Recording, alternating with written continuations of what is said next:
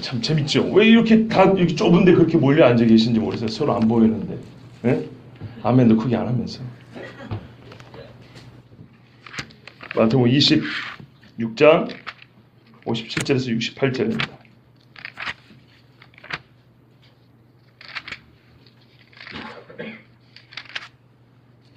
한 절씩 교도하시고 교도하면 되겠습니다. 예수를 잡은 자들이 그를 끌고 대제사장 가야바에게로 가니 거기 서기관과 장로들이 모여 있더라.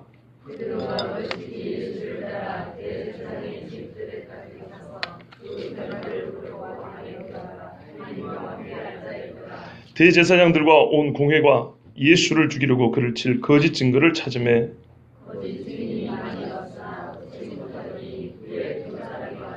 이르되 이 사람의 말이 내가 하나님의 성전을 헐고 사흘 동안에 지을 수 있다 하더라 하니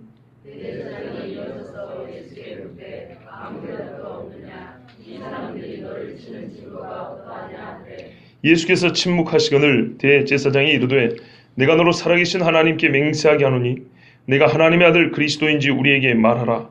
예수께서 이르시되 내가 말하였느니라. 그러나 내가 너희에게 이르노니 이후에 인자가 권능의 우편에 앉아 있는 것과 하늘 구름을 타고 오는 것을 너희가 보리라 하시니 이에 대제사장이 자기 옷을 찢으며 이르되 그가 신성모독하는 말을 하였으니 어찌 더 증인을 요구하리요. 보라 너희가 지금 이 신성모독하는 말을 들었도다.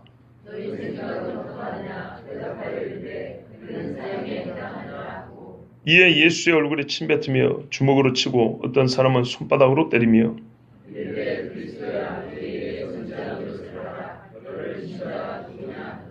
아멘. 기도하겠습니다. 좋으신 아버지 하나님, 오늘 우리 주 예수 그리스도의 고난당하심의 그 한 장면을 읽고 듣고자 합니다. 우리가 대단하고 특별한 것을 듣기를 바라지 말고 마땅히 들어야 할 것들을 듣는 시간이 되게 하여 주시고 마땅히 품어야 할 생각을 품는 복된 시간 되게 하여 주시옵소서. 이 종에게도 인간적인 과한 욕심을 갖지 않게 하여 주시고 주께서 허락하신 것을 온전히 전하는 종이 되게 하여 주시옵소서. 예수 그리스도의 이름으로 기도하옵나이다. 아멘.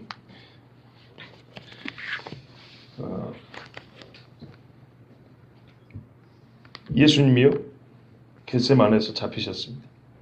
그리고 예루살렘 성으로 들어갔습니다. 방향으로 볼 때 예수님이 들어간 성문은 양문입니다. 양들이 다니는 문입니다. 레위기 17장에 보면 화목제물을 바칠 때 먼저 양은 제사장으로 끌고 갈 것이요 이렇게 되어 있습니다. 모든 제물은 제사장이 먼저 그 제물을 붙잡게 되어 있습니다. 확인을 하고 제사진에게 합당한지 확인을 하고 그리고 그 제사에 합당한 종류인지도 확인을 하고 그리고 안수를 하고 잡습니다. 예수님은 어린 양으로서 죽으셨기 때문에 구약의 율법에 그러니까는 대상물로만 예표와 실체인 것이 아니라 그 과정과 절차가 구약의 제사법과 똑같습니다. 예수님은 양으로서 양이 들어가는 양문으로 가셨고 제사장으로 먼저 가서 그가 순전한 양임을 확인받으셨습니다. 그러므로 오늘 예수님의 첫 신문 이 과정 가야바 대제사장 앞에서 선 예수님 그가 과연 우리의 대속제물 유월절 어린 양인지 어떤 의미에서는 우리에게 확인시켜주는 심판의 절차입니다. 우리는 기본적으로 지금부터 듣는 말씀 아니 지난부터 겟세마네 동산에서 예수님이 잡히실 때부터 우리가 알아야 될 것은 그때부터 예수님의 고난은 시작되었다고 그랬습니다. 십자가만이 고난이 아니라 잡히시고 죽으시기까지 전체가 다 고난인데 그 고난의 한 스테이지, 한 단면들마다 우리에게는 하나님의 예언된 말씀이 성취되었다는 것을 가르쳐 줄 것이고 그 단계마다 우리에게 주시는 예수님의 대속 제물됨의 의미를 확인시켜 주는데 오늘은 양이 최종적으로 여러분 빌라도에서 사형 선고를 받잖아요. 근데 먼저 제사장이 간 것은 레위기 율법대로 사람의 죄를 대속하는 제물은 제사장이 가서 먼저 보일 것이요 하여 합당하다고 인정이 되면 거기서 피 흘려질 양으로 정해지기 때문입니다. 그러므로 오늘 우리가 이 장면에서는 예수님이 과연 우리에게 지금까지 공생의 삶을 통해서도 볼 수 있었지만 마지막까지 우리의 믿음은 끝까지 가야 된다 그러죠. 그런 것처럼 예수님도 끝까지 우리의 죄를 대속할 하나님의 어린 양으로서 그 길을 가셨는지를 우리에게 확인시켜주고, 우리는 절대적인 보증, 완전한 하나님의 어린 양이 우리의 죄를 위하여 죽으셨다는 것을 오늘 이 말씀을 통해서 확인할 수 있어야 하고 있습니다. 이해가 되시죠? 예. 그 외에도 우리에게 가르쳐 주시는 말씀은 참으로 다채롭고 참 우리 양심을 찌르는 구절들이 많습니다. 본문이 한 11절, 12절 정도 되기 때문에 제가 가능하면 이 한 시간 안에 다 설교하고 싶지만, 혹 만약에 시간이 너무 많이 간다 싶으면 중간에 멈추더라도 여러분 좀 아쉽더라도 다음 주에 또 만나면 됩니다. 예, 말씀 보도록 하겠습니다. 말씀드린 대로 예수님은 자기 자신을 내어주셨고, 내어줬기 때문에 이제는 예수님을 붙잡은 자들, 내줌을 받아서 예수님에 대한 말할까요? 그를 억어하고 그를 끌고 갈 권한을 예수님으로부터 오히려 받은 이 사람들이 예수님을 끌고 대제사장 가야바에게로 갔습니다. 본래 이 사람들이 대제사장이 보냈다는 것을 확인해 줍니다. 자기들을 보낸 사람에게 가는 거 아니겠습니까? 거기 갔더니 누가 있냐면요, 서기관과 장로들이 모여 있더라. 자, 지금 낮인가요? 밤인가요? 밤이죠. 여기는 사내들인 공의회라고 유대인들의 최고 사법기관입니다. 사실은 정치, 행정, 사법이 다 사법부, 입법부, 행정부가 다 통활되어 있는 곳과 같은 곳이 여기입니다. 근데 본래 사내들에는요, 밤에는 모이지 못하게 되어 있습니다. 근데 예수님 잡아 죽이려고 밤에 모인 겁니다. 말 그대로 불법적으로 모인 겁니다. 이런 경우에는 절차법상으로 무효입니다. 애시당초 재판이 성립하지 않습니다. 그러나 예수님을 잡아 죽인 데는 세상 사람들은 어떻게 해요? 자기들의 법을 스스로 어기고 아무 문제 없게 여깁니다. 그래서 대제사장으로 갔더니 거기에 제사장의 하수인과 같은 서기관과 장로들, 이 자리만 없었다면 이 사람들은 얼마나 고귀한 이름들인지 모릅니다. 서기관, 하나님 나라의 서기관 된 자들마다 옛것과 새것을 가져오느니라. 본래 옛것과 새것을 가져와서 백성들을 먹이는 직무를 서기관에 줬거든요. 에스라는 서기관이라고 그랬어요. 이렇게 귀한 서기관의 직무를 가진 자들이 왜 뭐 한다고 예수님 잡아 죽이는 재판장에 와 있다 이 말입니까? 왜 왔을까요? 첫째는 예수님을 몰랐기 때문이에요. 유대인들에 있어서 서기관은 정말 높고 고귀한 자리입니다. 칭송에 맞지 않는 사람들이, 가장 고귀한 자들이 절대 해서는 안 될 일을 하러 여기 모였다는 겁니다. 왜요? 무지하기 때문입니다. 그들은 3년 동안 예수님의 말씀을 듣고도 전혀 깨닫지 못했습니다. 백성의 장로들 왜 여기 있습니까? 모세 시대만 하더라도 어려운 일이 있으면 장로들이 앞에 나와서 너희가 추천한 사람들을 데리고 모세가 일을 했던 그 위대한 백성의 지혜자들, 어른들 왜 이 밤에 여기 와 있습니까? 뭐 얻어먹을 게 있다고, 무슨 떡고물이 있다고 여기 와 있습니까? 왜 와 있죠? 가야바가 무섭기 때문입니다. 이들이 여기 있는 것은 어울리지 않는 것입니다. 서기관과 장로들은 이스라엘 율법과 신앙의 아름다운 전통을 가지고 가르치는 자들이기 때문에 밤에 사내들인 공회를, 그것도 사형 판결을 내리기 위해서 모인다는 것은 있을 수가 없는 겁니다. 있을 수가 없는 일을 작당하라고 모일 사람은 다 모였다. 왜 그랬습니까? 예수가 믿기 때문입니다. 예수님을 모르고 예수님이 미우면 세상의 악법도 더 이상 악법이 아닙니다.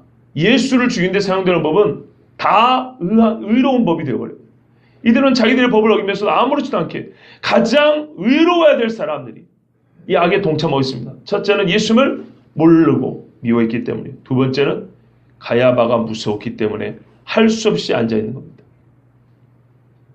그러면 여러분, 산헤드린 공의원이었던 니고데모와 아리마대 사람 요셉은 어디 있을까요?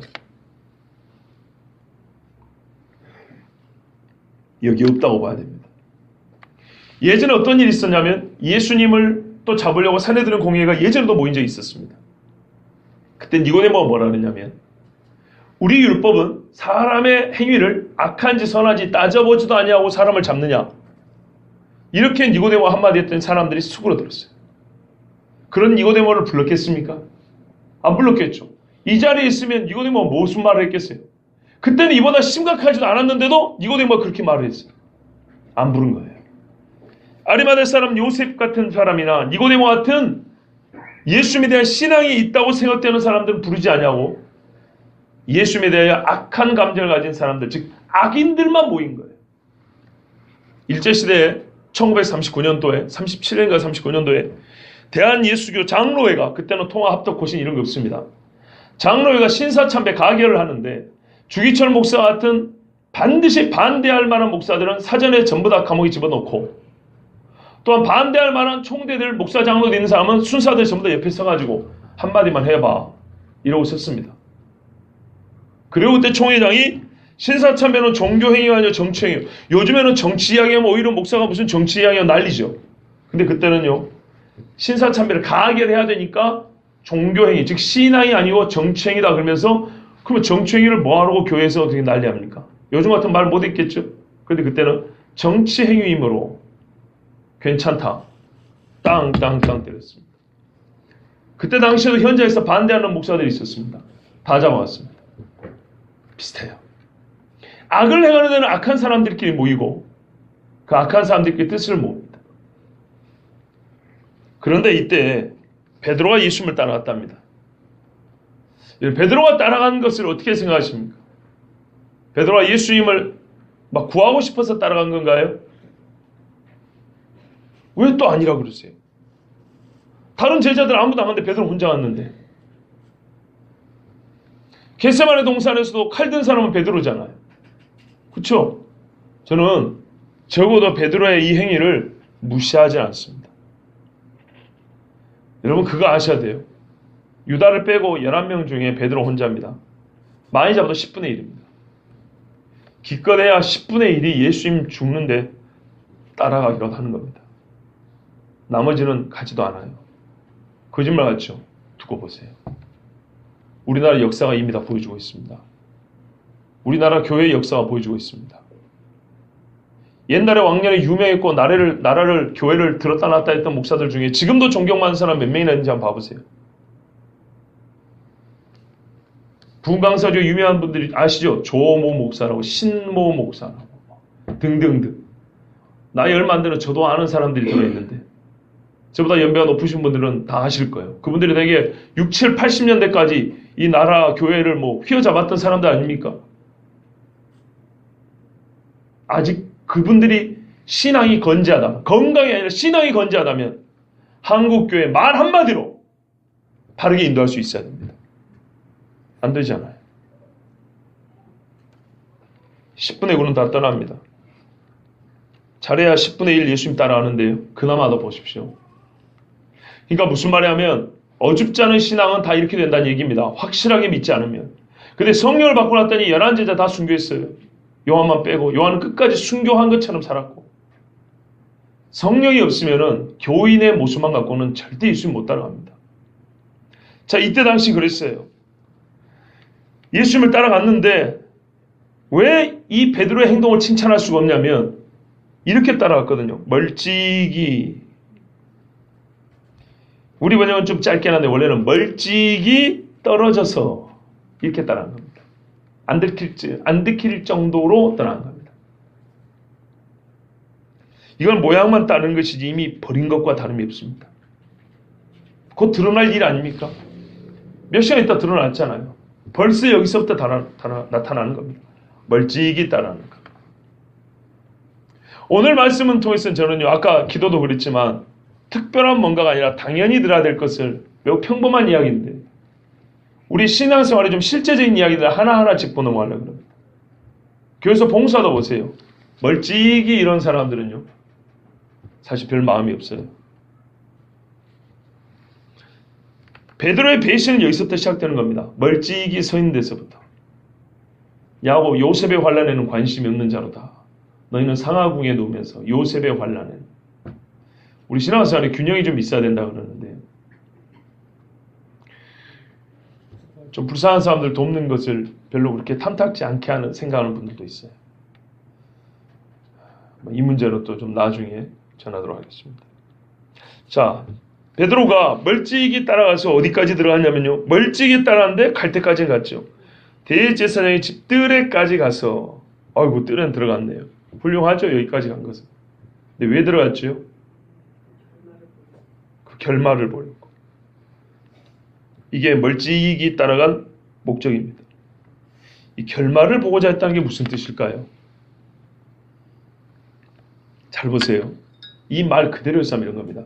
대제사장 집에서 결말이 나기를 바랬다는 거죠. 그렇죠? 지금 잡아간 이 집에서 결말이 날 걸 기대했다는 겁니다. 그러므로 십자가까지는 생각도 안 했다는 얘기입니다. 뭐 어떤 결말을 기대했을까요? 여기서 죽임당하는 거예요? 그럴 수는 없죠. 사내들은 공의 대제사장이 율법적으로는 그래도 철저한 사람이 자기 집에서 피를 흘리지는 않습니다. 근데 베드로는 여기서 결말을 보겠다는 거예요. 말하자면 베드로는 여기서 예수님이 예전처럼 그들을 꼼짝 못하게 하는 걸 보고 싶었던 거예요. 옛날에 말 한마디로 꼼짝 못하게 했잖아요. 그치요? 그리고 아까 겟세마네 동산에서도 봐보세요. 내가 칼에 맞아 죽게 생겼는데 예수님이 한마디로 제압했잖아요. 아, 예수님이 지금 일부러 잡히신 거야. 그리고 가가지고 그 악한 무리들이 있는 그곳에서 한마디로 짤말 이렇게 만들어버려요. 막 기적을 행하든지 아니면은 말씀으로 그냥 그대로 꼼짝 못하게 하는 걸 보고 싶었던 거예요. 그래서 따라간 거예요. 자, 아주 인간적인 모습이에요. 인간적으로 그러니까 생각을 해야 돼요. 베드로 입장에서 생각을 해야 돼요. 베드로는 아직 십자가를 모르죠. 분명히 제대로 모른다 했어요. 그러면 결말을 보려왔다는 그 결말이 지금 끌어간 대제사장 집에서 나타날 것이고, 그러니까 일이 여기서 종결될 것인데 어떤 결말을 바랬을까요? 설마니 자기 선생이 거기서 죽을 걸 바로 같지는 않겠죠. 예, 지금까지 본 기억을 가지고 간 겁니다. 예수님이 여기서 말 한마디로 그들을 꼼짝 못하게 만들어버리는 아주 통쾌한 순간을 기대어간 거예요. 이것이 우리의 실수입니다. 예수님이 우리에게 요구할 때는요, 우리에게 요구하는 사항이 몇 가지 있는데, 지금 베드로가 기대한 거는 그 기대할 때가 있어요. 근데 지금은 어떤 때냐면요, 베드로가 예수님한테 통쾌한 승리를 요구하고 기대할 때가 아니고 예수님이 고난 중에 나를 부정하지 않고 시인하는 것을 기대할 때라는 걸 몰랐어요. 무슨 말씀인지 아세요? 예수님이 지금 고난을 받으러 가는 이 시기에는 말이죠, 그를 따르는 자는 같이 고난을 받으러 가는 거예요. 선생이 고난을 받으러 가는데 제자는 멍청하게 선생이 저기서 통쾌하게 이기실 거야 기대하는 것은 믿음이 아니라고요. 그런 걸 믿음이라고 하는 게 아니에요. 선생이 고난을 받으러 가면 그때 따라가는 제자는 나도 선생과 같이 고난을 당하려고 각오하는 것이고, 선생 눈앞에서 내가 당신을 따르는 제자입니다고 고난받는 모습을 보여로 가는 거예요. 그러니까 얼마나 거꾸로 된 헛된 생각을 왔는지 봐보세요. 그러니까 어떻게 됩니까? 네가 예수 따르던 놈이구나 할 때 모른다 하잖아요. 예수님이 하나님의 어린 양으로서 지금 어떤 의미에서 테스트를 받는 중이라고 그랬죠. 예수님의 제자인 베드로가, 그 제자 중에 제자인 베드로가 지금 그 어린 양을 따르는 자인지 여기서 똑같이 그 자리에서 테스트를 받아야 되는데, 어리석게도 자기가 지금 어느 자리에 와 있는지 모르고 통쾌한 승리를 기대하고 있다 이 말입니다. 예수님 따르는 여러분 잘 생각해 보세요. 종말에는 우리가 예수님을 따르는 증거를 나타내서 주님 앞에 나의 믿음이 여기 있습니다라고 보이는 시간이지, 그때도 어딜 가나 주여 평안이고 어딜 가나 행복이고 어딜 가나 대적이다 물러가고 그런 거 아니에요. 가는 데마다 막 통쾌하게 그냥 박수를 딱 치고 그러면 이런 거 아니라고요. 이제 다가올 시대는 주님을 위하여서 우리가 바로 시험대에 드는 순간이에요. 선생이 시험대에 섰단 말이에요. 따르는 제자가 그 자리에 서는 걸 당연한데 베드로는 자기가 어디에 서 있는지 몰랐어요. 여전히 그 이전에 있었던 예수님이 저 길가에 다니면서 대적자들과 논쟁하던 그 정도를 생각한 거예요. 우리가 맞닥뜨릴 세상은 그런 세상 아닙니다.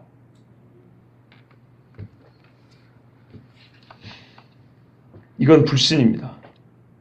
지금은 예수님께서 제자들이 기대하는 일을 해주기를 바랄 때가 아니에요. 제자가 예수님한테 뭘 바랄 때가 아니고 선생인 예수님이 제자인 베드로에게 믿음을 기대할 때예요. 네 믿음이 있는가 한번 보자. 그럴 때라고요. 내가 지금 예수님의 기대를 한 몸에 받고 있는 때라는 걸 알아야 된다고요.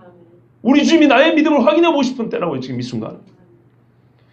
하인들과 함께 앉았더라. 아까 예수님 잡아온 놈들하고 앉았다는 얘기입니다. 여러분 생각나는 말씀 있죠. 시편 1편에.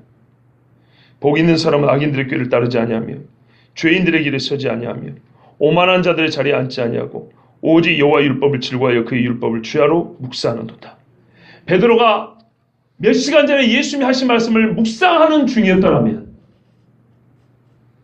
이렇게 어리석게도 이 자리에 앉지 않았겠죠. 베드로가 오만한 자들의 자리에 앉지 않았다면 그는 예수님을 배신하는 지경까지 가지 않았겠죠. 보세요. 결정적인 범죄는 작은 실수, 작은 태만에서부터 시작합니다. 예수 분명히 말씀하신 게 있어요. 네가 나를 배신할 거다. 깨어 기도해야 한다. 내가 너를 위해 기도한다. 예수님이 지난밤에 할 말이 얼마나 많은데도 베드로 1인을 위하여 해준 말씀도 얼마나 많습니까? 베드로는 그 말씀 머리에 담아두지 않았어요. 복 있는 사람은 주의 말씀 항상 주야로 묵상하는도다. 그 밝은 낮과 이 밤에 묵상을 했더라면 베드로는 어리석게도 멀찍이 뒤따라서 예수님을 잡은 하인들하고 똑같은 그 예수 잡은 자의 무리 속에 앉아가지고 불을 쬐진 않았을 겁니다. 시편만 기억했더라도 악인의 꾀를 쫓아냐며 죄인들의 길에 서자냐며 오만한 자의 자리에 앉지 아니하고 꼭 그 길을 하고 있잖아요. 그가 멀찍이 예수님을 따를 때부터 자기 힘으로는 빠져나올 수 없는 함정을 스스로 판 꼴이 되었습니다. 그렇다면 반대로 말이죠. 이 시를 지은 시편 1편을 쓴 다윗을 한번 생각해보세요. 다윗은 따를 수 있었던 악인의 꾀가 얼마나 많았습니까? 우리가 참 체계적으로 다윗 학을 배우진 않아도 신앙생활 하다 보면 자주 듣는 인물이 다윗이다 보니까 다윗 하면 그냥 생각나는 게 참 많아요. 세밀하게 어느 구절을 말하지 않아도 이렇게 말해도 여러분 다 동의하고 알아들으실 거예요. 다윗에게는 얼마나 악인들의 꾀를 따를 만한 일이 있었냐 이 말이죠. 사울을 죽입시다. 죄인들의 길에 설 만한 일이 얼마나 많았습니까? 네. 많은 사람들을 죽이고 자기가 재물을 착복하고 하나님 없이 내가 내 힘으로 이루었다고 그렇게 말할 수 있는 일이 얼마나 있었습니까? 오만한 자의 자리에 앉지 아니하고 사람들이 왕을 세우라도 하나님의 때가 있다고 기다렸어요. 그리고 자기가 죄 지을 때는 어떻게 했어요? 왕의 자리에 내려와서 하나님 앞에 회개하며 기도했어요. 얼마나 멋집니까? 그러니까 우리가 구약의 신앙인들을 정말로 존경에 맞지 않아야 돼요. 그 시를 쓴 다윗은 꼭 그렇게 살았던 거예요. 요즘의 표현을 한번 해볼까요? 요즘 우리가 잘 쓰는 말이면 영성이죠. 다윗의 영성이 얼마나 고결하냔 말이에요. 네? 높고 그 아름다운 빛깔이 잘 가지런하게 정리되어 있는 무슨 비단결같이 다윗의 영성이 그래요. 불순물이 없고 울퉁불퉁 이렇게 삐져나온 것도 없고 잘 정리되고 일정하게 빛이 반짝반짝하는 것처럼. 여러분 시편 1편이 그렇게 일으켜지지 않았어요? 다 읽는 순간 완전하게 균형 잡히고 잘 정돈된 신앙인의 영성이 느끼지 않았어요? 다윗은 그런 사람이었어요. 그런데 3년 예수님을 따른 베드로는 거기에 요만큼도 미치지 못했어요. 대제사장들과 온 공회가 예수를 죽이려 그를 거짓 증거를 찾았습니다. 예수님을 잡은 이유는 죽이려고 한 겁니다. 잠언 16장 27절에 불량한 자는 악을 꾀하나니 그 입술에는 맹렬한 불 같은 것이 있느니라 그랬어요. 불량한 자는 악을 꾀합니다. 의로운 예수님을 죽이려고 악을 꾀한다고요. 머리를 쓴단 말입니다. 그래서 예수님을 쳐야 되니까 어떻게 해요? 거짓 증거를 찾기 시작했습니다. 60절에 보세요. 거짓 증인이 많이 왔으나 기가 막힌 이야기예요. 이 밤에 어디서 이 많은 사람이 잠을 안 자고 왔다는 얘기입니까? 오늘같이 전기불이 있어서 늦게 자는 시대도 아닙니다. 밥 먹으면 자는 시대예요. 그런데 이 많은 사람이 어디서 왔다는 얘기예요? 이거는 이 사람들이 찾아온 것이기도 하지만 가야바가 미리 준비했을 사람 아니겠습니까? 준비했다는 것은 가야바의 권세에 못 이겨서 거짓말하겠다고 거기 모여든 사람들입니다. 잠언 29장 12절에 제가 이렇게 구약성을 자주 읽어드리는 이유가 있어요. 하나하나 여호와의 말씀은 틀림이 없고 동시에 성취로 예수님이 죽으시는 거라면, 이 말은 곧 하나하나 구약의 말씀이 실제로 적용이 되고 성취됐단 말은, 예수님은 이 말씀이 반복될수록 계속 나갈수록 말씀대로 오신 메시아라는 것이 확인된다 이 말입니다. 누구 앞에서요? 대제사장 앞에서. 아무리 어쨌든 간에 악인이라 하더라도 대제사장은 대제사장이잖아요. 그쵸? 그럼 어디를 갈 거예요? 대제사장 가야바가 악인이라고 해가지고 뭐 시장 아무 상인한테 갈 수도 없는 거고. 그쵸? 잠언 29장 12절에 관원이 거짓말을 들으면 그의 하인들은 다 악하게 되느니라. 이스라엘의 높은 사람들이 거짓말을 원하는 때가 되니까 그 아래 사람들은 전부 다 악하게 된다 그랬어요. 처음에는 못 이겨서 거짓말합니다. 나중에는 어떻게 돼요? 그 악한 본성이 발동이 되어서 스스로 악을 꾀하여 말하게 됩니다. 자, 이 말씀이 진짜인가 거짓말인가 볼까요? 거짓 증인이 많이 왔으나 어찌게요? 얻지 못하더라. 우리 번역은 엄청나게 짧게 돼 있어요. 본래는 좀 깁니다.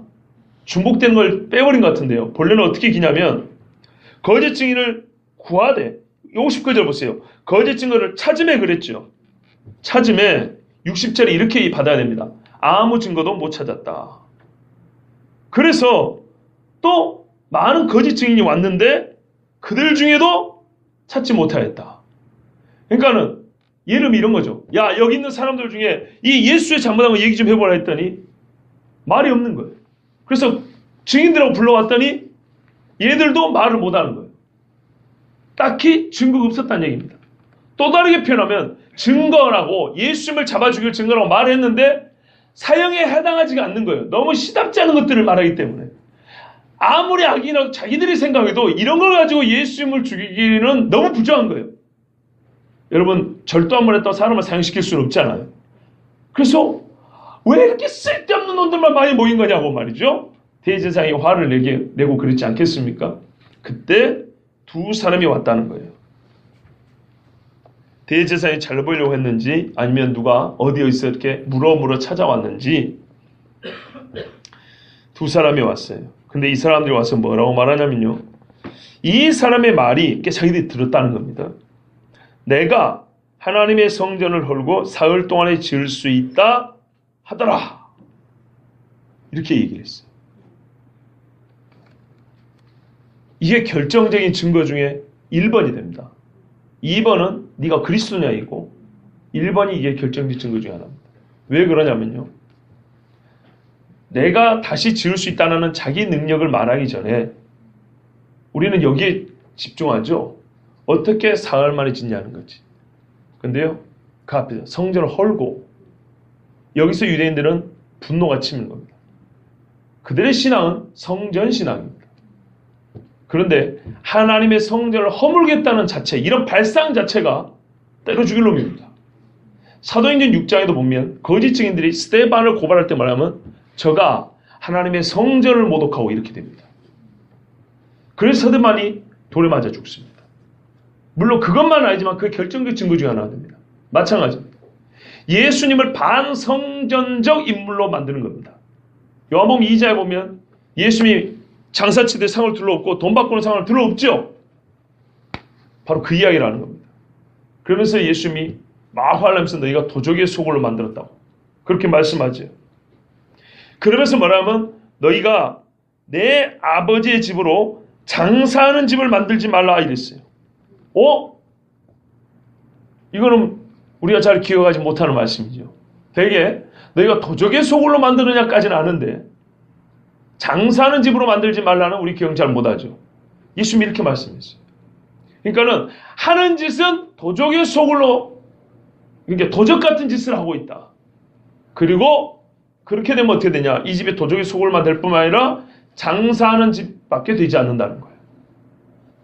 와, 이 사람들이 불만이 많았겠죠. 그런데 여러분 이걸 아셔야 돼요. 만약에 그때 예수님의 행위가 사형을 시킬 만했으면 그때 잡아 죽여야 됩니다. 왜요? 그때 어마어마한 사람들이 예수님에 대한 분을 품고 있었죠. 거기 장사하는 사람 한두 명이에요. 대제사장과 그의 하인들이 얼마나 많았냐고. 예수님을 따르는 무리는 조금이었고요. 오히려 예수님을 반대하는 사람이 가득 차 있는 상황입니다. 그런데도 그때 아무도 예수님을 손을 못 댔습니다. 그 말은 곧 지금 이들의 고발도 사실은 사형에 하당하지 않다 이 말입니다. 이 정도 갖고는. 왜요? 지금은 한참 지난 일을 말하고 있잖아요. 그렇죠? 한참 지난 일을 말하고 있지만 그때는 그 현장에서 그 일을 할 때 아무도 손을 안 댔다는 얘기예요. 그러므로 지금 이 마지막 두 사람의 거짓 증인도 실제로는 이 증언해봐야 예수님을 사형시킬 이유는 못 됩니다. 왜? 당시에도 손을 안 댔으니까. 그런데 우리는 또 하나 알 수 있는 건 뭐냐면, 그래서 결국에는 하나님은 자기 때, 자기 뜻에 따라 자기 아들을 죽게 하셨구나. 이걸 알 수 있습니다. 그리고 이 사람들의 말 자체가 거짓말이죠. 예수님 뭐라 하냐면, 너희가 이 성전을 헐라. 그러면 내가 사흘 만에 치러 이렇게 되었어요. 근데 그 사람들은 거꾸로 말했어요. 내가 헐겠다고. 예수는 그렇게 말했어요. 뭐라 하면 요한복음에 보시면 요한복음 16장 19절 20절 21절 너희가 이 성전을 헐라 내가 사흘 동안에 일으키리라 이랬어요. 그러니까 이 사람들이 이건 46년 동안에 짓었는데 네가 3일 동안에 짓겠냐? 이렇게 말을 했어요. 예수는 뭐라 그래요? 성전된 자기 육체를 가리켜 말씀하십니다 그랬어요. 물론 이 깊은 의미까지는 몰랐다 치더라도 분명히 예수님 말하면 너희가 헐라 그랬어요. 근데 거짓 증인들은 어떻게 했어요? 예수가 자기가 헐고 짓는다고 하더라. 이렇게 고발했어요. 자, 이렇게 고발하면 어떻게 됩니까? 요즘에도 무고죄라고 아시죠? 무고. 죄가 없는데 죄가 있다고 거짓말로 고발하면 처벌받습니다. 그래서 처벌받은 사람도 들어 있습니다. 그럼 율법에는 어떻게 합니까? 사형에 합당하다고 증언을 하면 증인이 먼저 안수를 합니다. 다르게 말하면 네 입으로 이 사람 죽게 됐으니까 이 사람 죽음에 대해서 네가 책임져야 된다는 얘기입니다. 내가 증언을 하잖아요. 저 사람 죽인 거 봤다고. 2사람 이상 증인이 있어야 됩니다. 그 중에 내가 한 사람입니다.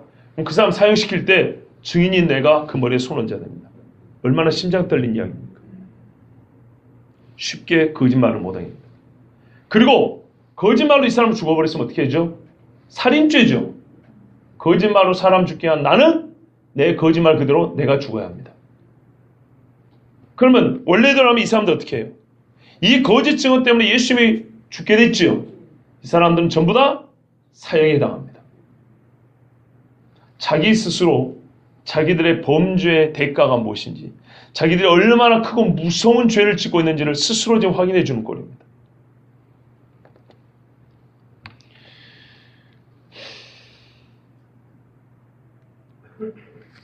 (62절) 보십시오. 그 전에 예수님이 이런 말씀, 시편 35편에 이런 말씀이 있어요. 불의한 증인들이 일어나서 내가 알지 못하는 일로 내게 질문하며 내게 선을 악으로 갚아 나의 영혼을 외롭게 하나. 나는 그들이 병들었을 때에 굵은 베옷을 입으며 금식하여 내 영혼을 괴롭게 하였더니 내 기도가 내 품으로 돌아왔도다. 예수님의 다윗의 이야기이면서도 예수님 이야기죠. 원수가 아플 때 나는 그들을 위하여 금식하고 그들을 찾아가지고 병을 고쳐주고 했더니 이제 어떻게 됐다고요? 내가 굵은 베옷을 입으며 내 영혼을 괴롭게 하기까지 그들을 돌봐주었는데 이제 그 기도가 내게로 돌아왔다다. 결국에는 그들이 받을 만하지 못하고 내가 강구했던 그것이 거꾸로 나에게 되받아쳐서 돌아오는 그런 일을 지금 예수님이 그대로 겪고 있는데 역시 보세요. 예수님 뭐라 그래요? 시편에 나를 가리켜 기록된 그 말씀을 다 이루었다 그러지 않습니까? 62절에 대제사장이 일어서서 예수께 물었습니다. 아무 대답도 없느냐? 예, 여기까지는요 대답할 가치가 없어요. 다 거짓말이니까. 이 사람들이 너를 치는 증거가 어떠하냐? 어떠하냐 해봐야 다 거짓말인데 일일이 대답할 가치가 없는 겁니다. 예수께서 침묵하시니 대제사장이 또 물었습니다. 내가 너로 살아계신 하나님께 맹세하게 하노니 지가 맹세시킬 권한이 있습니까? 없습니다. 그 예수님은 맹세하지 말라 그랬죠. 근데 이 사람은 악을 행하기 위해서 감히 하나님의 이름으로 맹세를 합니다. 네가 하나님의 아들 그리스도인지 우리에게 말하라. 예, 밖에서부터 증인들이 없고 다 시답지 않은 증언들 뿐이니까 이제 지가 묻고 싶어 묻는 거예요. 결정적으로 죽일 수 있는 그것을 묻는 거예요.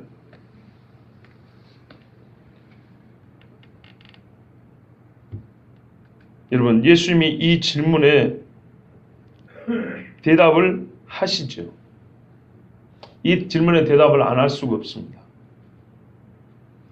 대제사장은 사실 예수님의 말을 듣고 진짜 그리스도인가 확인하려고 물어본 게 아니에요. 그렇다라는 대답을 요구한 것이지 진짜 그리스도라는 것을 확인하려고 한 게 아니에요. 무슨 말씀인지 아시겠죠? 네가 그리스도인지 아닌지 우리는 아무 관심이 없어. 네 입에서 그렇다는 말만 나오면 우리는 죽일 빌미만 잡으면 돼. 그래서 물어본 거예요. 예수님은 지금까지는 말씀하지 않으셨어요. 시편 38편 말씀, 이사야 53장 7절과 같이 다른 거짓 증언에는 아무 말씀하지 않으셨지만 그렇다라는 대답을 얻어내려는 유도신문인 줄 알면서도 이 질문만큼은 정확하게 대답하셨어요. 우리 일단 여기서 예수님의 재판 과정에서 사람의 불의에 대해서 확실하게 알게 됩니다. 사람이 자기 의로서 할 수 있는 일이란 의로우신 하나님을 죽이는 일 외에는 할 수 있는 것이 없습니다. 제사장 자기가 의롭다고 생각합니다. 지금. 인간이 자기 스스로를 의롭다고 생각할 때 할 수 있는 최상의 일은 진실로 하나님의 의에 이르지 못하고 기껏 해봐야 하나님의 의로우신 자를 죽이는 불의한 일밖에 할 수가 없습니다. 제 말을 잘 기억하고 들으시면 이게 제 말이 아닙니다. 저는 말씀해서 한 것뿐입니다. 당대의 가장 의로운 자들입니다. 유대 땅의 가장 의로운 자들, 하나님의 말씀 가까운 자들, 대제사장, 서기관들, 장로들, 가장 하나님과 가깝다는 사람들이 그들의 의로 할 수 있는 일의 최상급이 여깁니다. 제가 주일날로 전하려고 하는데 하나님이 예자하지 않고 자연 상태로 둔다면 복음 던져주면 그 중에 하나 붙들고 믿을 사람이 있다? 내버려 둬볼까요 한번? 절대 없습니다.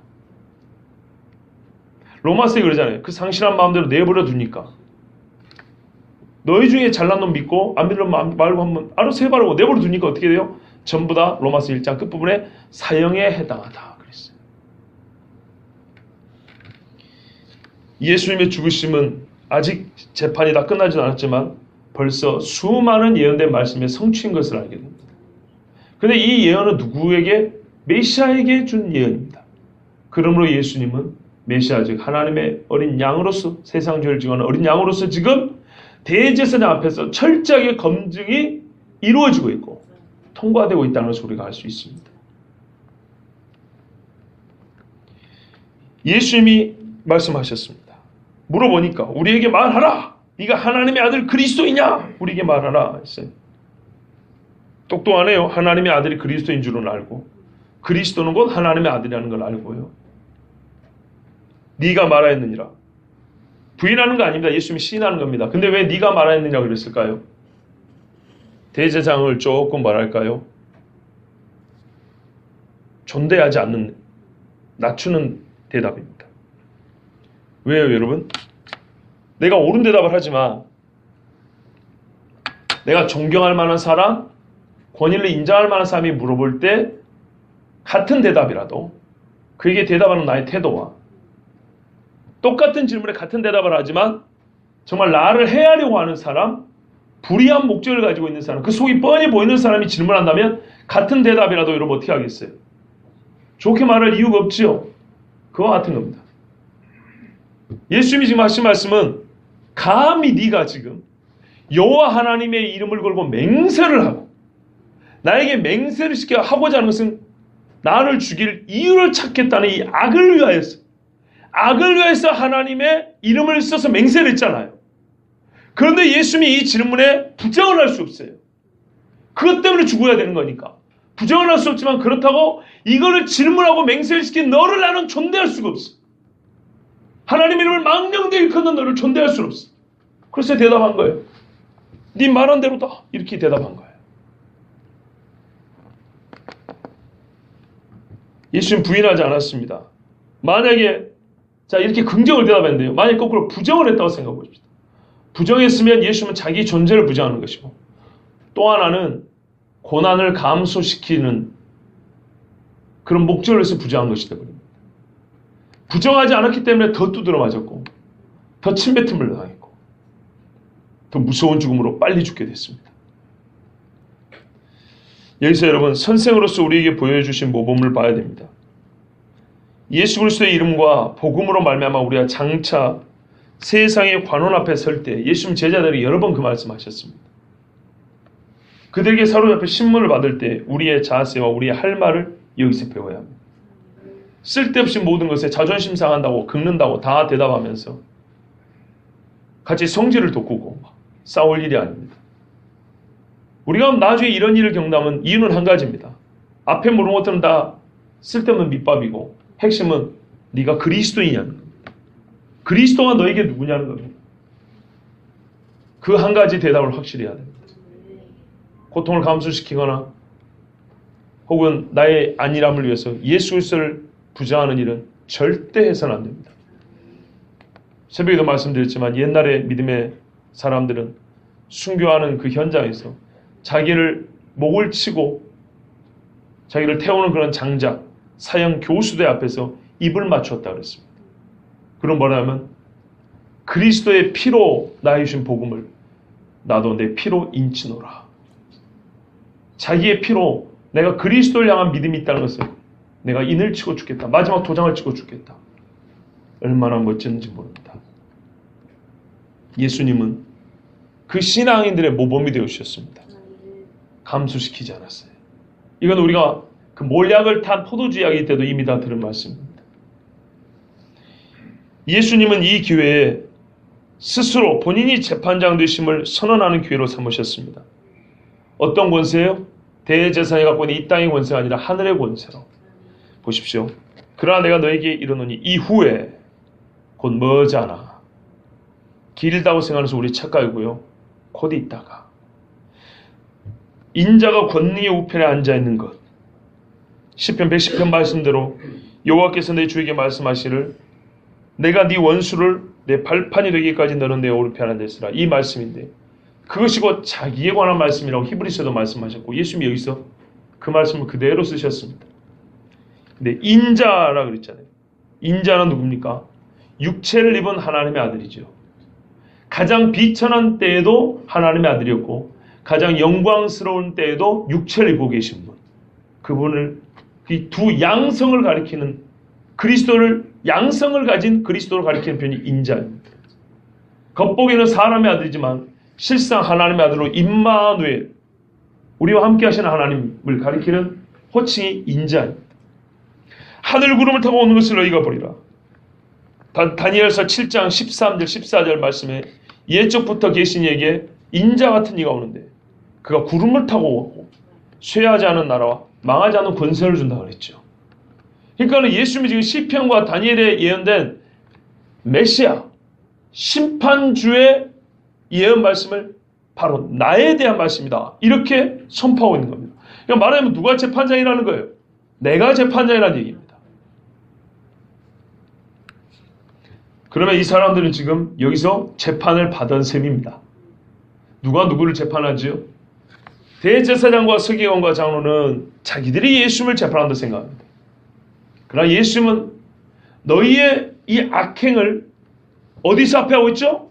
예수님 바로 앞에서 하고 있죠. 여러분 우리가 이 밖에서 나쁜 짓을 하는 사람 보면 일반 사람이 발견해서 신고해서 경찰 와서 끌고 가서 파출소, 경찰서, 검찰, 법원, 구치소, 나중에는 형무소, 교도소까지 복잡하죠. 그런데요 한 방에 들어가는 방법이 있어요.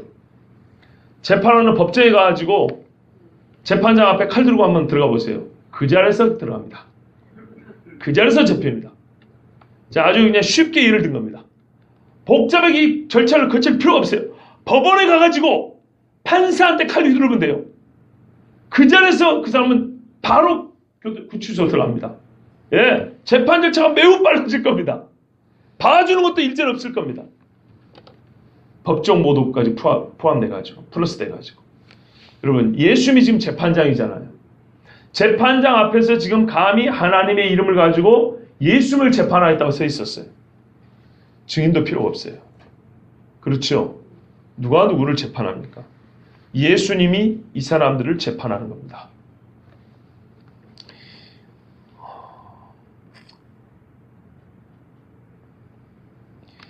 이에 대제사장이 자기 옷을 찢으며 이르되 그가 신성모독하는 말을 하였으니 어찌 더 증인을 요구하리요 하고 보라 너희가 이 신성모독하는 말을 들었도다 그랬습니다. 이 외식적인 행동의 껍데기를 보세요. 원래는 순서가 어떻게 되어 있냐면 배심원들에게 먼저 물어봐야 됩니다. 그 다음에 마지막에 자기 의견을 말하는 겁니다. 그런데 가야바는 자기 권세를 미리 활용을 했습니다. 신성모독하는 말을 했다. 옷까지 찢어버리면서 아무도 다른 말 할 수가 없어요. 이제 그러놓은 다음에 너희 생각은 어떠하냐. 어떻게 대제사장 옷까지 찢고 지금 이렇게 불같이 화를 내고 있는데 그럼 다 들어야죠. 이렇게 해서 이제 몰아갑니다. 원래 사내들은 공유에는요 일치된 판결이 있어야 됩니다. 일치된 판결. 그런데 이 대제사장은 예수님의 시인한 것을 유죄라고 봤습니다. 봐보세요.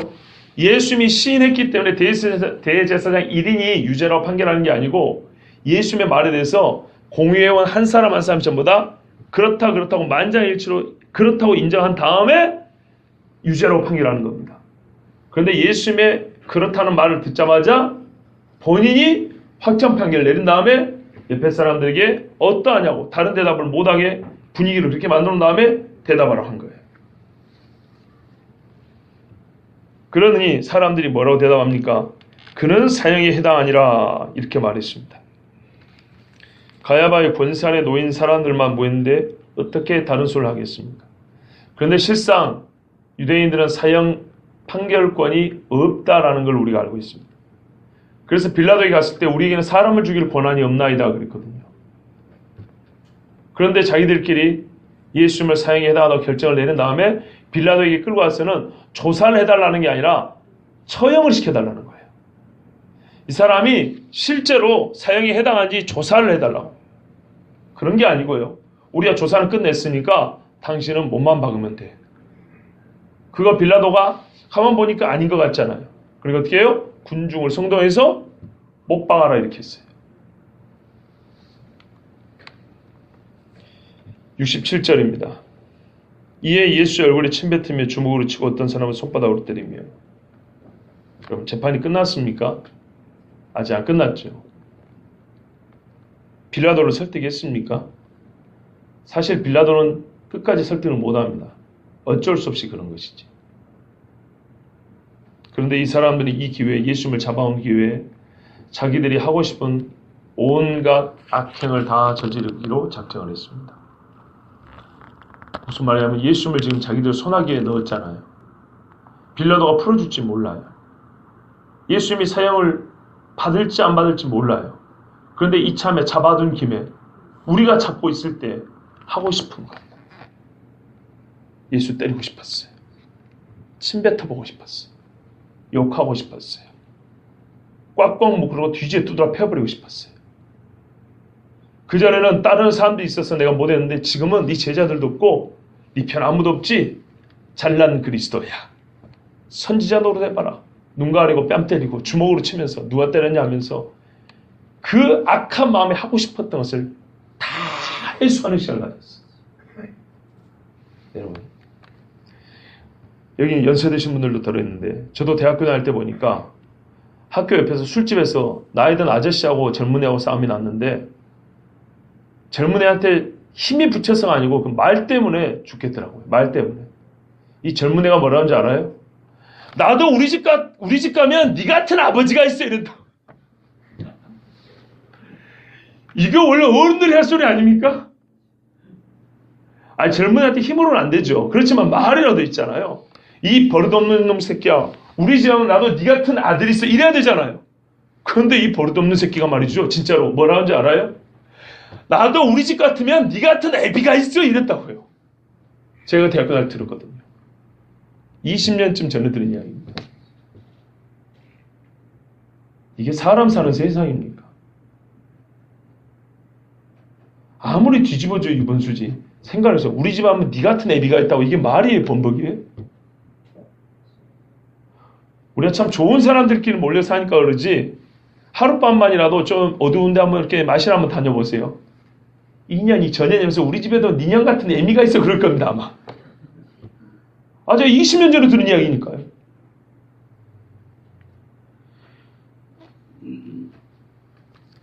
사람들이 요즘에는 지 하고 싶은 걸 좀 다 합니다.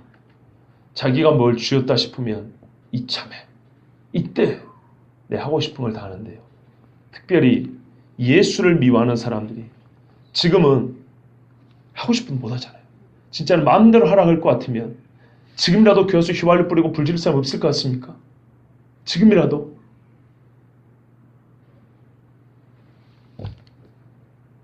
하나님께 지키지 아니하시고 비록 세상의 법률이지만 이 법들을 제정해가지고 어느 정도라도 우리가 서로 나름대로 질서를 지키지 않고 산다면 이 세상 사람들이 마음이 좋고 예수 믿는 사람이 이뻐서 봐주는 것 같습니까?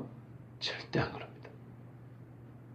그런데 이들이 그들의 법 테두리 안에서 그들의 권세 안에서 예수님을 잡아놨을 때 하는 짓을 봐보세요.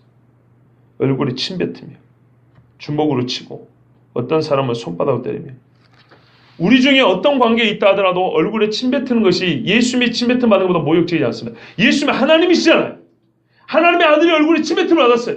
거꾸로 말하면 정화가 제 얼굴에 침 뱉은 게 여기 있는 여러분 중에 어떤 사람의 얼굴에 침 뱉은 것보다 가장 못된 짓이죠. 그렇죠? 그런데 이것도 예수님의 침 뱉음 받으면 비할 바가 안 되는 거예요. 사람이 하나님의 얼굴에 침을 뱉다니.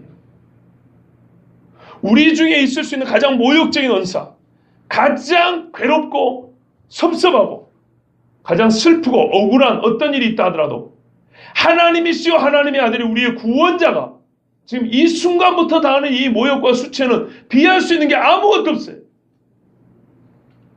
홍해 우리 중에 나이 어린 사람이 나이 많은 사람 싸움을 해서 얼굴에 주먹질을 하더라도 침을 뱉는다 하더라도 내가 그것 때문에 예수만 믿으면 내가 목매달아 죽어버리고 말 것인데 하면서 막 씩씩거린다 할지라도 예수님이 지금 여기서 당한 고통에는 비할 바 아니라 이 말이에요. 왜요? 그분은 하나님이시니까.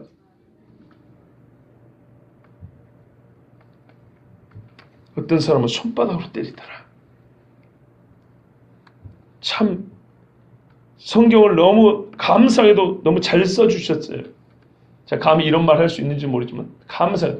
그냥 뺨을 때려 하면 너무 짧게 그랬구나 맞대. 손바닥으로 때려다 하면서 이렇게 구체적으로 묘사를 해주니까 다 눈에 그려지잖아요. 혹시 한번 해볼까요? 그래도 우리가 예수님이 당하는 그 모욕만큼은 안 된다니까요. 한번 서로 얼굴 보고 뺨 때리기 한번 해보실래요? 아마 같이 교회 다니기 어려울 겁니다. 그런데 제가 왜 이렇게 자꾸 이야기를 하냐면요. 우리 십자가만 고난이라고 생각하는 그 오류에 아직도 빠져 있다니까요. 예수 뺨 맞는 거 별거 아니라고 생각하고 침뱉음 당한 거 별거 아니라고 생각하는데 진짜 우리 중에 한 번만 나와보세요. 제가 한번 침만 뱉어볼게요. 멋쩍은 웃음으로 마음씨 넓은 척하고 드러나겠지만 다음 주부터 교회 안 나올 겁니다. 그렇지 않겠습니까? 연기를 할지라도 우리가 제발 예수님의 이 신문당하는 이 현장에서부터 들었던 모욕, 침뱉음, 뺨으로 맞고 어떤 이는 주먹으로 때렸다. 얼굴이 어떻게 됐을까요? 예수님의 고난에 대하여 너무 우리가 간소화시켜요. 어려운 교리를 간소화시키는 것뿐만 아니라 내가 믿는 예수님이 당한 고난에 대해서 생략, 축약하고 넘어가요. 그러니 우리가 나 자신의 죄를 잘 알지 못합니다. 이사야 53장 3절에서 6절에 그는 멸시를 받아 사람들에게 버림받았으며 간고를 많이 겪었으며 질고를 아는 자라. 마치 사람들이 그에서 얼굴을 가리는 것 같이 멸시를 당하였고 우리도 그를 귀히 여기지 아니하였도다. 우리도 이사야 같은 선지자도 약속을 아는 사람들도 우리도 예수님의 고난에 대하여 영상에도 보고 감상에 젖을 줄 알지 깊이 묵상하지 않아요. 이 과정 하나하나 예수님이 걸어가신 그 길을 하나하나 걸어가려고 생각하잖아요. 사실 이 메시지는 설교 처음에 나왔어요. 예수님이 지금 뭐하러 하셨다고요? 죽으러 갔다고요. 선생이 죽으러 간 자리에 제자는, 따라가는 제자는 그 자리가 내가 역시 죽어야 되는 자리인지 모르고 통쾌하게 적들을 물리치고 나오기를 바라고, 그 나오는 예수님 손잡고 룰루라나 나올 생각만 하고 있고, 예수님의 고난이 시작되면서부터 먼저 그가 우리를 위하여 죽을 어린 양인지 확인을 받으시면서, 그게 확인되며 검증되면서 고난이 시작됐는데, 역시 우리가 예수의 제자라면 이 고난을 통하여 내가 예수님의 제자인 것이 확인되면서 우리가 그리스도의 제자라는 것이 증명이 될 것인데, 우리는 그때가 가까이 온 것을 잘 알지 못하고, 또는 그 일이 주어질 때 금세 도망칠 궁리를 하고, 이 정도는 우리 주님 사랑만 하니까 봐주겠지. 절대 그렇지 않습니다. 그는 실로 우리의 질고를 지고 우리의 슬픔을 당하였거늘 우리는 생각하기를, 보세요, 우리라고 그랬어요. 우리. 그는 징벌을 받아 하나님께 맞으며 고난을 당한다 하였노라. 그가 찔림은 우리의 허물 때문이요 그가 상함은 우리의 죄악 때문이라. 그가 징계를 받음으로 우리는 평화를 누리고. 징계 누구한테 받죠? 하나님께 받은 거예요. 예수님의 고난은요 사람에게만 받은 게 아니에요. 십자가에서 뭐라 했어요? 예수님이 너희가 어찌하여 나를 찌르느냐 이런 게 아니고요, 아버지 어찌하여 나를 버리시나이까 그랬어요. 우리는 평화를 누리고 그가 채찍에 맞음으로 우리는 나음을 받았도다. 우리는 다 양 같아서 그릇 행하여 각기 제 길로 갔거늘 여호와께서는 우리 모두의 죄악을 그에게 담당시키셨도다. 우리는 다 양 같아서 그릇 행하여 잘못 행하여 각기 제 길로 갔거늘. 베드로를 보세요. 다 예수님 따를 수 있는 절호의 기회였는데도 불구하고 악하여 제 길로 갔잖아요. 아까 겟세마네도 아니에요. 갈릴리 바다도 아니에요. 이제 이 진짜 절정의 순간이에요. 이 순간 내가 누구와 함께 길 가고 있는지 보일 수 있는 정말 절호의 찬스였어요. 근데도 그때마저도 어떻게 했다고요? 각기 제 길로 갔거늘. 그렇게 부인하는 베드로마저도 예수님 어떻게 해요? 그 무리의 죄악을 하나님께서는, 베드로의 죄까지도 하나님께서는 예수님께 담당 지우셨도다. 여러분, 왜 이 말씀을 주셨다고 생각하세요? 보라고요. 좀 알라고 주셨어요. 너희 주가 너를 위하여 이렇게 고난을 당하여 너를 구속하신 것을 그 어떤 교훈이나 사건보다 자세히 똑바로 알라고 주신 말씀이에요.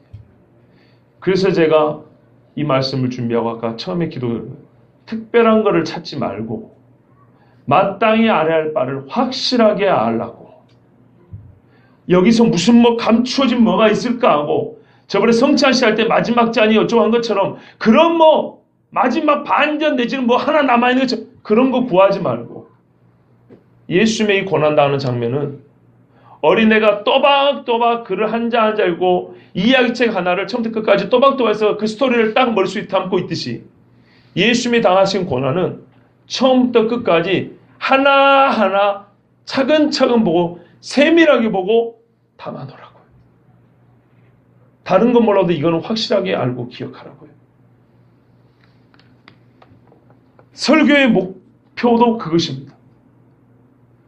제가 여기서 무슨 하나의 특이한 구절 하나 붙잡아가지고 막 깊게 파고들어갈 수도 있겠죠. 그런 욕심을 부리지 않습니다. 정말 오늘 이 말씀 통해서는요, 아하, 우리 주님이 우리가 간과했던 이 고난이라고 생각할 때는 십자가 위주로 생각했지, 이 하나하나가 하나님의 말씀에 하나하나가 성취잖아요. 하나하나가 성취고 하나하나가 그 말씀대로 옛날에 양으로서 양이 예표한 것처럼 그대로 하나님의 세상 죄를 지어는 양으로서 죽으심, 그 말씀 그 절차 하나하나 밟아서 죽으셨구나, 우리를 위하여 죄를 대속하셨구나, 우리는 그거를 봐야 된다는 겁니다. 그것도 모르고 어떻게 거기서 무슨 깊은 뭔가를 발견하겠어요. 바로 그것에서 우리가 배울 수 있는 게 뭐예요? 우리도 주님을 따라하는데 하나하나 한 걸음 한 걸음 말씀대로 가는 거예요. 똑같이 그렇게 가는 거예요. 주님이 죽은 데서 죽는 것이고, 주님이 시인하는 데서 시인하는 것이고, 주님이 침묵하는 데서 침묵하는 것이고, 주님이 부활하고 영광하는 데서 우리가 영광을 얻는 거예요. 예수님은 주와 선생이라고 그랬잖아요. 선생으로서 하나님 말씀에 복종하는 그 아들의 가야 할 길을 이렇게 세밀하게 보여주셨죠. 정확히 말씀대로. 바로 이것이 우리 주님이 죽으신 그 고난의 길이었다는 걸 우리가 알 뿐만 아니라 우리 역시 그분을 따르는 자로서 똑같이 예수님과 같은 이 길, 이 방식, 이 자세로 가야 된다는 겁니다. 여기서 근데 특별한 뭔가를 딱 끄지만 그것만 오늘 그거 있고 이건 그거 말고 오늘 그런 거 따르지 마시고요. 계단 10계단이면 10계단 다 걸었다. 그것처럼 차근차근 예수님이 이랬구나. 나도 그러는 거구나. 예수님 말씀에 순종하고 나도 이렇게 순종하고 예수님 말씀 성취하고 나도 이렇게 성취하고 이렇게 한 걸음씩 이래서 우리가 주님을 따라가서 죽기까지 순종하는 것이구나. 그걸 배우셔야 합니다. 이 고난을 통하여서 예수님이 우리를 구속하신 것을 어떤 사건보다 똑바로 알고 기억하고 꼭 이대로 순종하라 주신 말씀이에요. 하나님은 불의한 죄인 우리와 맺은 약속을 이처럼 철저하게 지키셨어요. 아까 말씀이 성취라고 그랬죠. 예수님이 주관하는 이 말씀 옛날에 구약에 누구랑 약속한 거죠? 하나님이 우리 인간하고 약속한 거예요. 인간하고 약속한 것을 우리가 그러니까 너무 딱딱하게 구약의 예언과 신약의 성취 이렇게 하면 안 된다니까요. 구약의 예언이 하나님이 누구한테 예언한 거냐고요. 그 지지리도 말 안 듣던 이스라엘 사람한테 예언한 거라고요. 하나님이 말 안 듣는 이스라엘에게 예언한 것을 하나님은 이렇게 지킨다고요. 그러니까 의미가 좀 다르죠. 하나님이 죄인에게 약속하고 그 죄인에게 이렇게 철저하게 지켜주신다고요. 근데 우리는 주님하고 약속을 안 지켜요. 주님과 하신 길을. 하나님의 아들은 그렇잖아요. 내가 12영도 더 되는 천군을 벌고 저것들을 못 멸해서 이런 줄 아냐. 만약에 그렇게 하면 이 일이 있으리라 한 주의 말씀이 어떻게 이루어지겠느냐. 철저하게 모든 욕구와 욕심과 할 수 있는 능력이 있음에도 불구하고 절제하고 하나님 말씀대로 가려고 했던 게 예수님이었어요. 근데 우리는 여차하면 어떻게 생략하고 다른 방법이 없을까? 여차하면 우회하는 길 없을까? 그런 거 없어요. 오늘 그 마지막 좋지 않은 교훈을 보여준 게 베드로예요. 누가 멀찍이 따라가랍니까? 누가 오만한 자리에 함께 거기서 불쬐고 앉아있으랍니까? 왜 그렇다고요? 그러면서 예수님하고 이만큼 있으면서 나 예수님 옆에 있다고. 신앙생활 이렇게 해요. 예수 안 믿는 사람 옆에 있을 때는 안 믿는 척 하면서도 또 마음으로는 주님 제가 그래도 주님 믿는 거 아시죠? 지금 어쩔 수 없어서 이 사람과 같이 있는 거예요. 불쬐어 있는 베드로하고 똑같은 거예요. 여러분 그런 생각 많이 해보셨죠? 그러지 말라고. 너희 선생이 지금 이미 하나님의 아들에게 확신함을 보하고 율법에 따라 대제사장, 이 불의한 대제사장 앞에서도 하나님의 양인 것을 흠없는 양인 것을 베드로전서 그랬잖아요. 흠없고 티없는 어린 양 같은 보배로운 표현을 그랬잖아요. 그 흠없고 티없다는 걸 누가 검증을 했는데요? 보세요. 여기서 검증이 되잖아요. 거짓 증인들이 왔고 아무리 말해도 그들의 거짓말로 예수님이 흠없다게 드러났잖아요. 그 순간 따르는 우리는요. 온갖 죄와 흠이 표범이 그 반점을 지우지 못하는 것처럼 온몸에 죄의 반점을 가지고 있단 말이에요. 어느 정도로요? 어떤 이는 대제사장처럼 어떤 이는 서기관과 장로의 자리에서 어떤 이는 그들을 따르는 하속인들처럼 어떤 이는 예수님을 믿는 것지만 베드로처럼 예수님을 둘러싼 이 모든 사람들이 예수님은 하나님의 아들로 확인되고 검증되는 이 순간에 그 어느 누구도 의롭지 못한 것이 확인이 되어버렸어요. 그런데 예수님은 바로 이놈들 때문에 죽으신 거예요. 이놈들 때문에. 나는 대제사장이 아니어서 괜찮아요? 나는 세계왕과 장로들 아니까 괜찮아요? 베드로 같잖아요. 나는 여러분이랑 베드로같이 이렇게 앉아있잖아요.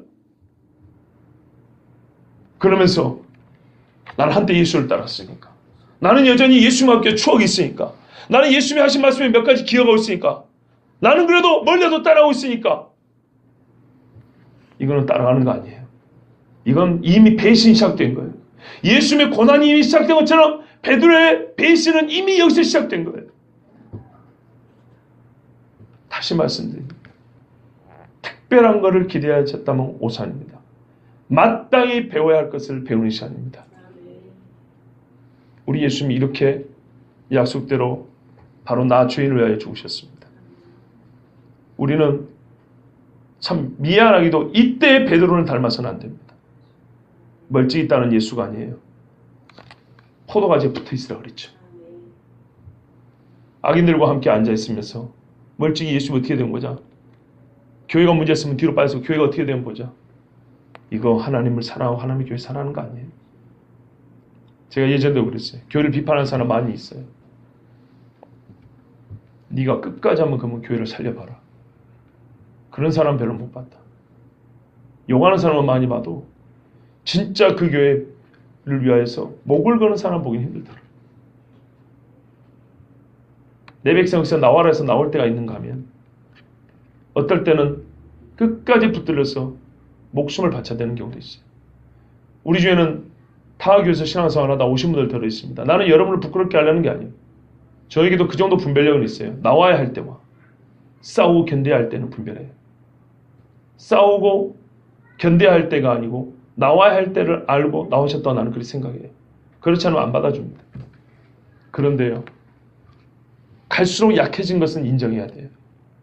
교회를 위하여 진짜 내 목숨을 바치는 사람. 그런 사람 찾기가 어려워지고 있어요. 주님도 이렇게 베드로 같은 사람도 이렇게 멀리서 따르는데 거기서 어떻게 하나님의 교회를 목숨을 지켜 바쳐 지키겠습니까? 여러분 다시 한번 우리 예수님 따르는 사람들의 마땅한 바를 생각할 수 있기를 바랍니다. 우리 예수님 하나님의 어린 양이 걸어야 될 성경의 그 길, 마땅히 가야 할 그 길을 가셨습니다. 우리도 예수님 따른 자로서 주님이 가신 그대로 꼭 그대로 따라가는 마땅히 걸어야 할 길을 걷는 저와 여러분들이 바랍니다. 기도하겠습니다.